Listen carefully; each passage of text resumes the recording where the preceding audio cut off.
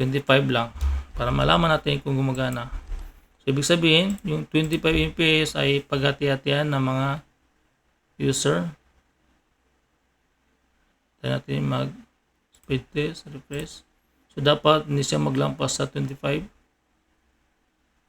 Yan. Okay. Ibig sabihin,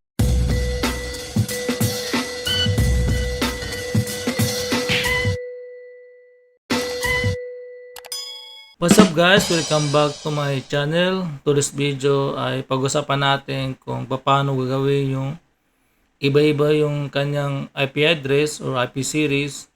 Tapos meron siyang speed limit or bounded management. Bale, para maintindihan nyo guys, yung topic dito ay pag-ipanood mo na yung una nating mga tutorial kaya ng bounded management, pati yung paglalagay ng iba-ibang IP address kasi nga wala na akong plano magbalik sa pinakaunang topic. So, simulan natin guys. Click natin yung Winbox. Yan. Yan. Tapos, connect tayo.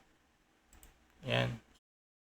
Ang setup natin guys, yung port 1 connected sa ISP, yung port 4 connected ang ating PC.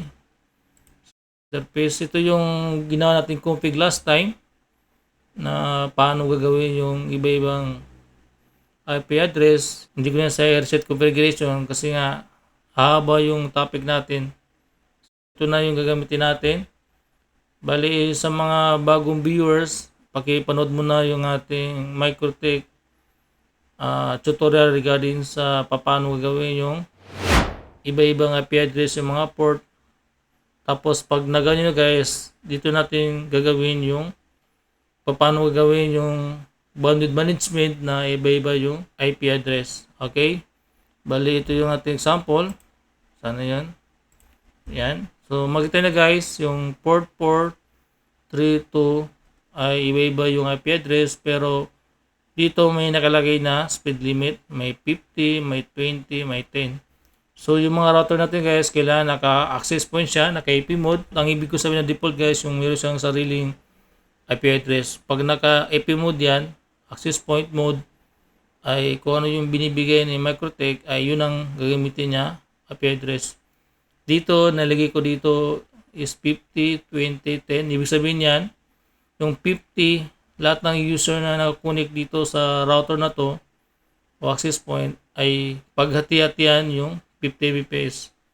So, maximum 50 Mbps na yung kanilang paghati-hatian. Sabihin natin dito sa 50 Mbps, mayroon nakakonect na mga 10.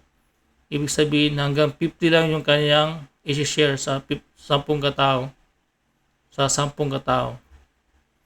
Bali, ganoon din sa port 3 na mayroon siyang 20 Mbps pero may sarili siyang IP address na kung mayroon nakakonect na mga 11 katao, yung 20 lang yung kanilang paghati-hatian.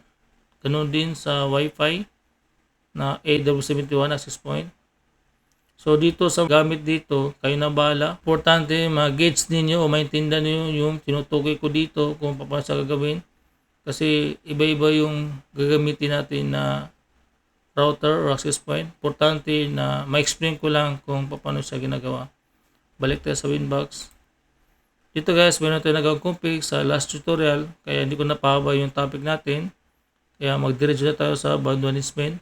Pero check natin yung IP addresses. So ito yung ginawa natin guys. Yan. Sa Ether 3, ito ang kanyang IP address. Bridge Wi-Fi, may dalang ports yan. Sa Bridge Wi-Fi, may dalawa dyan na connect na port 2, pati yung built-in Wi-Fi magkasama. Kaya iba yung kanyang interface. Okay? Bali, sunod guys, anong gagawin natin para magkaroon ng limit yung gusto natin mangyari? Click natin yung QoS. Yan. Tapos click natin yung plus sign. Dito ilagay natin na Ether 3. O sabihin natin yung built-in o kaya Wi-Fi bridge. Ito yung ginawa natin na bridge na Wi-Fi. So target, siyempre yung bridge Wi-Fi. Ibig sabihin, yung built-in wifi, pati yung itong port 2 ay 10 Mbps yung pag-atyatan nila. Balik tayo. So, lagyan natin 10. Yan, 10. Tapos, apply, okay. Sunod guys, ay yung Ether 3 and 4. Ganoon din, parehas lang. So, ilagay natin yung Ether 3. Ilagay natin sa Ether 3 is nilagay natin sa kusina. So, sa kusina yan. Kusina, yung name. Tapos sa kusina, mayroon isang limit na ano ba nilagay natin dito? Okay, 20. So, lagay natin 20 M. Ibig sabihin, 20 Mbps. Kailangan big letters yan. Yung letter M, 20 M. Tapos target, yung Ether 3. Yan. Sunod yung sa yung Ether 4. Dito na kunin natin PC, pero kunwari Wi-Fi router, connected siya sa Wi-Fi router na access point, ilagay natin sa sala. Ibig sabihin, sa sala ito na connection. Target, Ether 4. Tapos 50 M. Yan, 50 M. Apply. Yun, meron na tayong mga limit. So, yung mga IP address na nilagay natin, ito yung mga maximum speed na mag-consume nila. Hindi susubra sa mga limit na nilagay natin. Sabihin natin sa kusina, mayroon mga 3. So, 20 Mbps lang yung pag-atyat nila. Kaya sabihin natin na 20 user, sa kusina, 20 Mbps lang yung hati-hatian nila. So, ganun din sa sala. So, tingnan natin, no? Subukan natin mag-speed test sa ating Ether 4 kung saan nakakunik ang ating PC. So, kailangan 50 kasi siya lang man nakakunik doon. Walang ibang user sa port 4. Yan. Punta tayo sa browser. Then, speed test natin. Fast.com.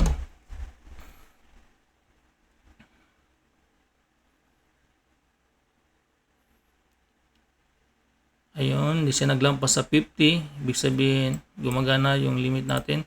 Kung marami kayo users na connect dun sa access point dun sa para sa port 4, minsan hindi siya abot ng port 10, nasa 10, 12 kasi nga nahati-hati siya. Dahil mag-isa lang yung nakakonect doon, ang ating PC, kaya solo na yung internet connection. Pero what if na mga 10 client nakakonect doon, huwag kayo mag-expect na ang kanyang speed test ay abot ng 40, baka nasa 10 o 20 kasi nga maraming gumagamit. Subukan natin baguhin. Sabihin natin gusto natin i-limit yung 84. Lahat na connect sa 84, limit natin ng 25 lang para malaman natin kung gumagana. So, ibig sabihin, yung 25 Mbps ay paghati-hatian ng mga user. Tayo natin mag speed test, refresh. So, dapat hindi siya maglampas sa 25. Yan. Okay. Ibig sabihin, kung maglagay ko sa port 4 na Wi-Fi router na naka-access mode o access point, ay hati-hati na yung 25 Mbps. Kaya huwag kayo magtaga guys na magulat na lang kayo bakit 3 Mbps lang kasi marami kayo gumagamit doon sa IP address na yun. Pero kung mag-isa ka lang, lalabas talaga na ganito kataas.